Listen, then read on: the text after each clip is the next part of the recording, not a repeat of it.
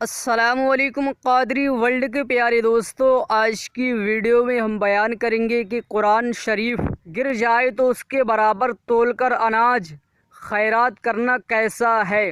دوستو، اس تعلق سے ہم آپ کو ساری بات بتائیں گے، تو ویڈیو کو آخر تک دیکھیں تبھی آپ کو ساری بات معلوم ہو پائے گی۔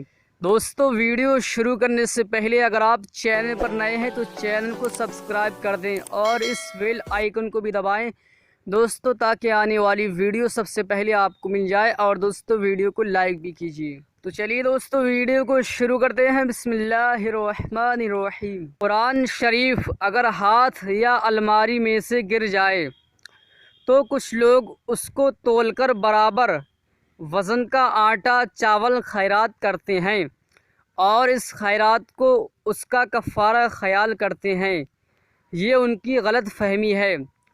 قرآن کریم جان بوجھ کر گرا دینا یا پھینکنا تو بہت ہی زیادہ برا کام ہے۔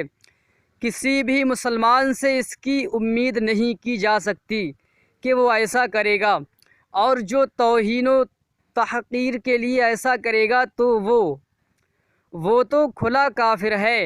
توبہ کرے، پھر سے کلمہ پڑھے، نکاح ہو گیا ہو تو پھر سے نکاح کرے۔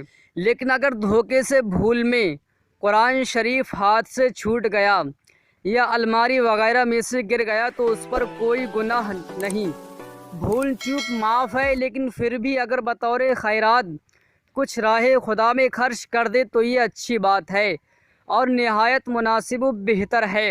لیکن قرآن شریف کو تولنا اور اس کے وزن کے برابر کوئی اناج، غلہ وغیرہ خیرات کرنے کو کفارہ سمجھنا غلط فہمی ہے، بے علمی ہے۔ قرآن و حدیث اور فقہ کی کتابوں میں کہیں ایسا نہیں آیا ہے۔ ہاں، صدقہ و خیرات ایک عمدہ کام ہے، یعنی ایک اچھا کام ہے، لہٰذا جو کچھ آپ سے ہو سکے تھوڑا یا زیادہ راہ خدا میں خرچ کر دیں، ثواب ملے گا، اور نہیں کیا تب بھی گناہ عذاب نہیں ہوگا۔ قادری ورلڈ کے پیارے دوستو، اس ویڈیو کو زیادہ سے زیادہ شیئر کریں، کسی کو نیک بات بتانا بھی ثواب کا ہی کام ہے۔